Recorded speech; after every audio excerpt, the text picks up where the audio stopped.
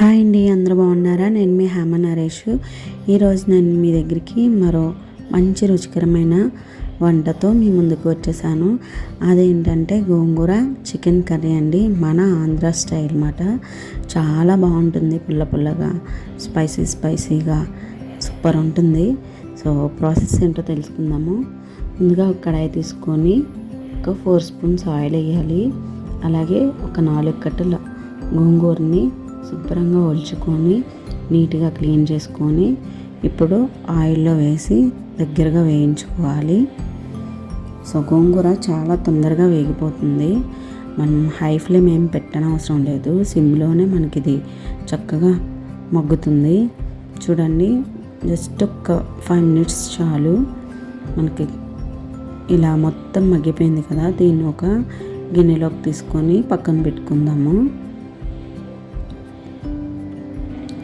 So అదే బాండీలో మనం మళ్ళీ ఒక 4 స్పూన్ల ఆయిల్ వేసుకుందాము.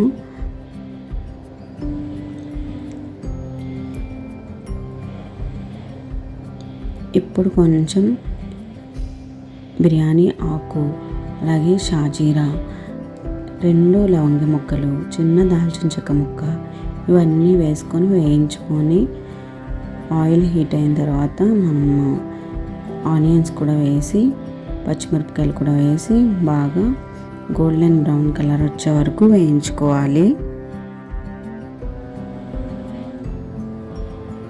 గోంగూర చికెను, గోంగూర మటను చాలా బాగుంటాయండి. అలాగే గోంగూర బోటి కూడా బాగుంటుంది. సో ఎప్పుడైనా ఎవరైనా తినలేని వారు ఉంటే ఒకసారి ట్రై చేయండి. చాలా టేస్టీగా ఉంటుంది కర్రీ అయితే. సో మనకి ఉల్లిపాయలు అయితే వేగిపోయినాయి. ఇప్పుడు కొంచెం ఇందులో అల్లం వెల్లుల్లి పేస్ట్ కూడా మనం యాడ్ చేసుకుందాం.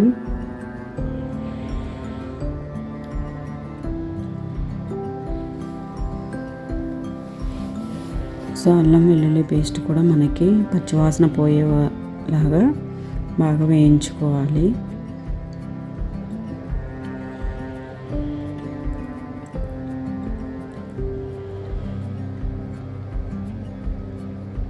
సో మనకి అల్లం వెల్లుల్లి పేస్ట్ కూడా మొత్తం ఆయిల్లో వేగితే, పచ్చివాసన లేకుండా వేగితే కర్రీ అన్నది చాలా టేస్టీగా ఉంటుంది. సో ఇప్పుడు మనం కరివేపాకు కూడా వేసుకుంటే ఇంకా బాగుంటుంది. చికెన్ కానీ మటన్ కానీ దేంట్లో అయినా సరే కరివేపాకు వేసుకుంటే ఆ ఫ్లేవర్ ఇంకా బాగుంటుంది. ఎప్పుడైనా వేయకపోతే కనుక మీరు ట్రై చేయండి.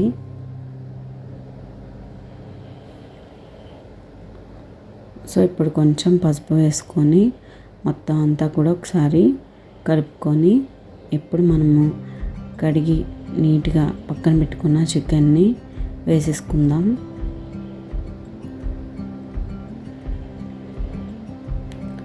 సో ఈ చికెన్ మొత్తం వేసుకొని మొత్తం ఒకసారి కలిసేటట్టు బాగా కలుపుకోవాలండి.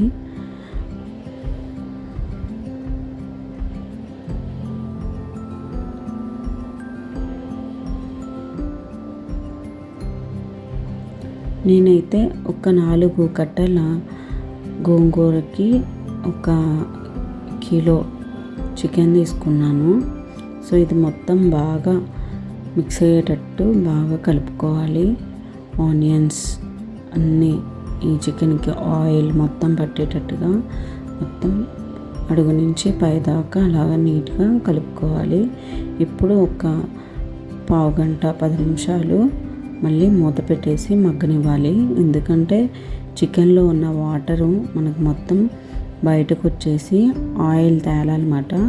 సో అంతవరకు కూడా చికెన్ని మగ్గబెట్టుకోవాలి. సో ఇప్పుడు మనము మసాలా పొడి, అలాగే జీలకర్ర, అలాగే ధనియాల పొడి, కారము, సాల్ట్ ఇవన్నీ వేసుకోవాలి. ఇవన్నీ వేసుకొని మనకి ఆయిల్ అయితే పైకి తేలింది చికెన్లోని. సో ఇప్పుడు అన్నీ వేసేసుకొని మళ్ళీ ఇవన్నీ కూడా ఒకసారి కలిసేటట్టు బాగా కలుపుకోవాలి.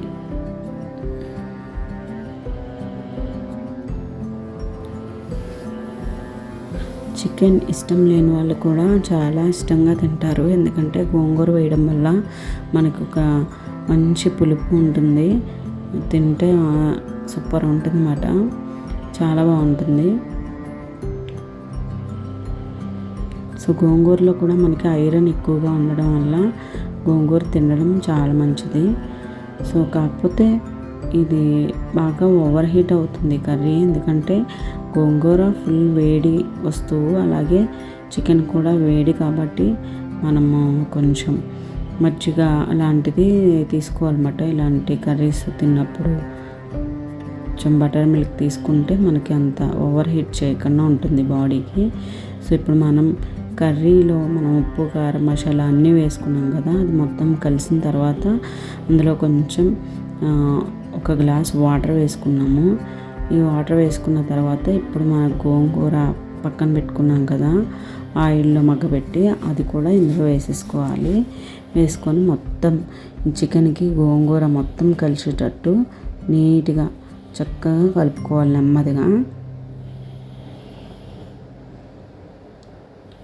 సో ఇలాగా మొత్తం కలిసిన తర్వాత దీన్ని కూడా ఒక 5 మినిట్స్ మళ్ళీ మనం స్టవ్ మీదే మగ్గబెట్టుకోవాలి. ఎందుకంటే ఈ గోంగూర చికెన్ ఈ మొత్తం ఫ్లేవర్ అంతా గోంగూర ఫ్లేవరు చికెన్కి పట్టేటట్లాగా మొత్తం బాగా మిక్స్ చేసుకొని మళ్ళీ ఒక 5 మినిట్స్ మనము కుక్ చేసుకోవాలి. తర్వాత మనం పైన కొత్తిమీర వేసేసుకోవడమే, అంతేనండి. చాలా బాగుంటుంది.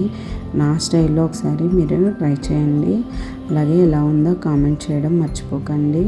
నా వీడియోస్ రెగ్యులర్గా చూస్తూ ఉండండి. అలాగే నా ఛానల్ కొత్తగా ఎవరైనా చూసిన వాళ్ళైతే సబ్స్క్రైబ్ చేయండి, లైక్ చేయండి, షేర్ చేయండి.